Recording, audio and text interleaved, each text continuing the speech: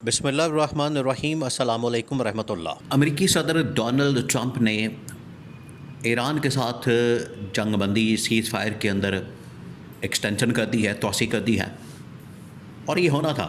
دیکھیے، یہ جو ایران کے ساتھ ان لوگوں نے پنگا لیا ہے، ایران کے ساتھ جو ان لوگوں نے ایک دلدل کے اندر اپنے آپ کو دھکیلا، اور یہ سب کچھ کس کے کہنے پر کیا؟ اسرائیل کے کہنے پر۔ امریکی صدر ڈونلڈ ٹرمپ کو اگر کسی نے مروایا، اسے جا کے شکوہ کرنا چاہیے، شکایت کرنی چاہیے کس کے سامنے؟ اسرائیل کے سامنے۔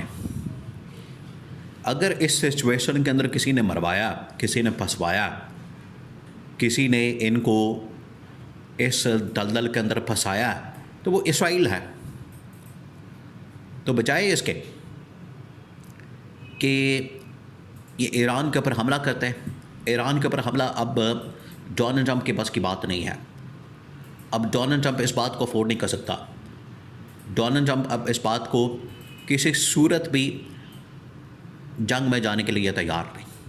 اس کے لیے اب یہ بالکل آپشن ختم ہو گئی ہے، جس کی وجہ سے اس نے جنگ بندی کے اندر ایکسٹینشن کا فیصلہ کیا، اور بہانہ یہ مارا کہ کیونکہ پاکستان نے یہ ریکویسٹ کی ہے، پاکستان نے یہ کہہ دیا ہے، لہٰذا یہ جنگ اب ختم کی جا رہی ہے۔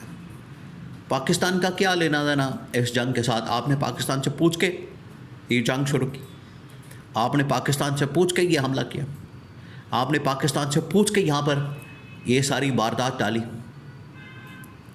آپ کو ہی فکر پڑی ہوئی ہے دنیا کے امن و امان کی، ایران کے پاس ہتھیار موجود ہیں، جوہری ہتھیار ہے، ایٹم بم ہے، نیوکلیئر ہتھیار ہیں، پتہ نہیں کیا کیا ہے۔ آپ کو یہ فکر پڑی ہوئی ہے، پاکستان کو تو ایسا کوئی مسئلہ نہیں۔ پاکستان تو ایران کا ہمسایہ ملک ہے، بڑے آرام سے رہ رہا ہے۔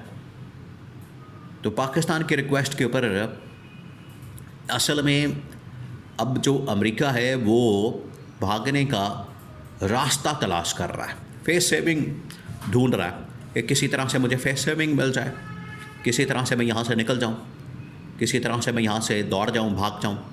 وہ اس کو مل نہیں پا رہے، تو اب یہ اس طرح کے آپشن استعمال کرتا ہے، اب یہ اس طرح کے راستے نکالتا ہے۔ اب ہوا یہ ہے کہ بالکل عین موقع پر جے ڈی وینس کو پاکستان بھیجنے کا فیصلہ کیا گیا، پاکستان مسلسل رابطے میں تھا۔ Field marshal army chief general Asim Munir امریکہ کی انتظامیہ کے ساتھ مکمل رابطے میں تھے، مکمل ان کے ساتھ کانٹیکٹ میں تھے کہ جے ڈی وینس یا امریکہ کا ڈیلیگیشن پاکستان آ رہا ہے یا نہیں آ رہا۔ بالکل اسی طریقے سے پاکستان ایران کے ساتھ بھی رابطے میں تھا، اور ایران سے مسلسل کانٹیکٹ میں تھا کہ کیا ایران کا ڈیلیگیشن پاکستان آ رہا ہے یا نہیں آ رہا۔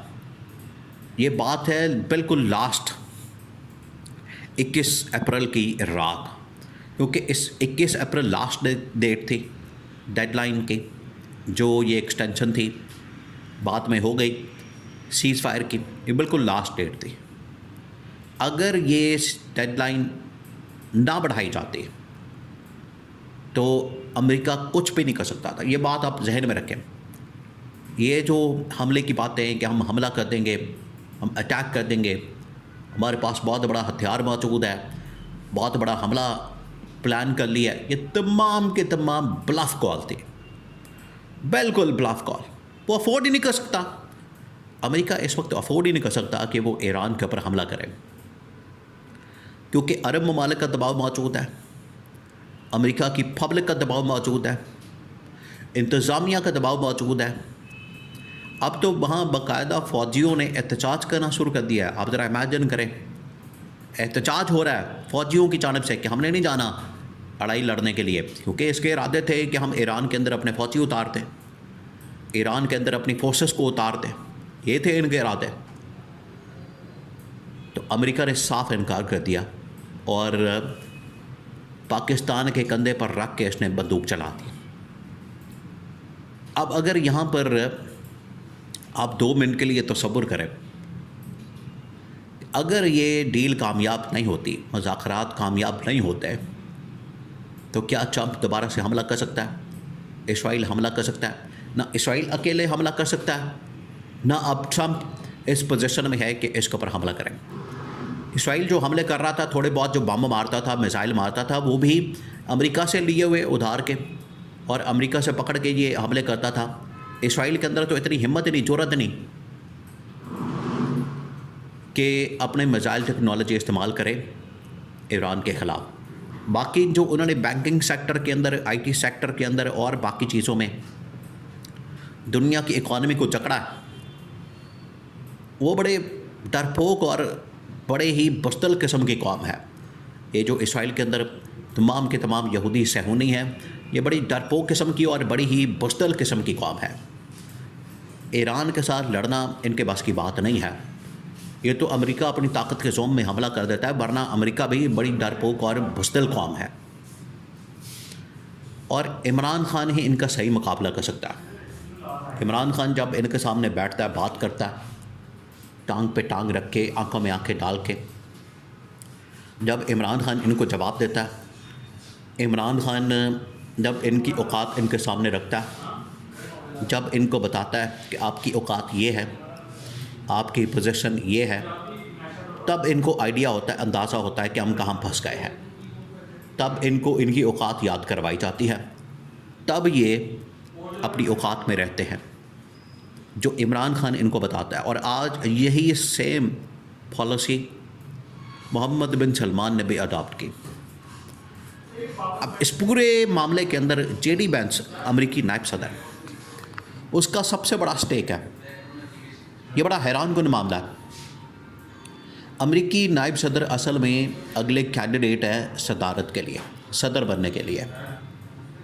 وہ چاہتے ہیں کہ نہ صرف ہم امریکہ کو اس جنگ سے نکالیں، بلکہ امریکہ لیڈنگ پوزیشن حاصل کرے، امریکہ اس کے اندر لیڈ کرے، اور امریکہ اس میں سے جتنا جلدی ہو سکے نکلے، اور اس کا سارا کریڈٹ کس کو چلا جائے؟ امریکی نائب صدر جے ڈی وینس کو۔